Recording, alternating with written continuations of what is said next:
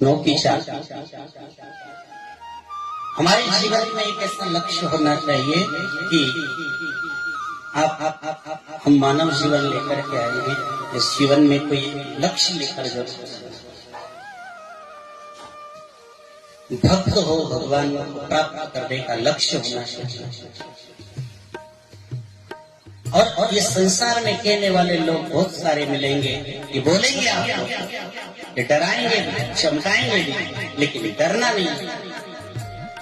और जैसे आप अच्छा काम करते हो तो अच्छा काम करने पर लोग बुराइयां ज्यादा करते हैं।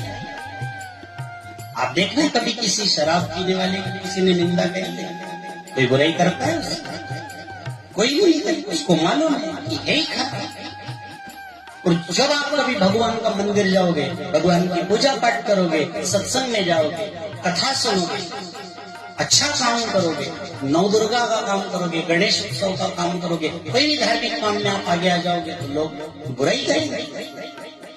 लेकिन इन बुराई करने वालों से डरना नहीं है, इनसे घबराना नहीं है, और इनसे चमक करके पीछे मत हटो।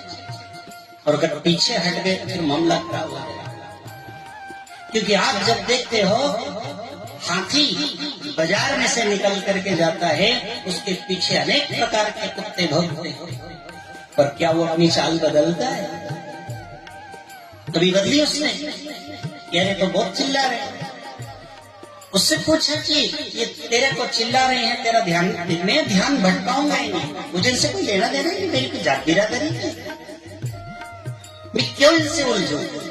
मेरा जो काम है वो मैं करता हूं, मैं इन मूर्खों के पीछे क्यों दो?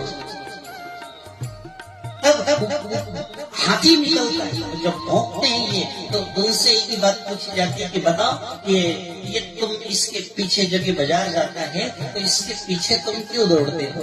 ये तुम्हारी कोई जात का है नहीं, ये तुम्हारी कोई बिरादरी का है नहीं, इससे तुम्हारा कोई खानपान मैच होता नहीं, इससे तुम्हारी हाइट का कोई लेना देना नहीं, तुम्हारा कोई गुण इस हाथी के साथ नहीं मिलता है।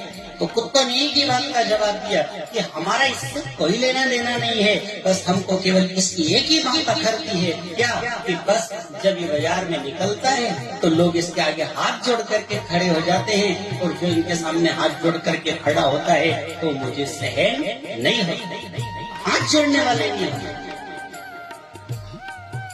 जैसे हाथी अपने चाल में मदमस्त है, ऐसे ही मानव जीवन में मानव भी अपने लक्ष्य को लेकर के चले और इनकी तरफ ध्यान न दे, और भक्त भी भगवान का भजन करे, अपने लक्ष्य पर ध्यान दे। और जिस दिन उसने लक्ष्य की साधना को परिपूर्ण कर लिया, इनकी तरफ से ध्यान हटा दिया, तो वो जब साधना परिपूर्ण होगी तब वही लक्ष्य उसी भक्त को भगवान तक पहुँचने का साधन बनेगा।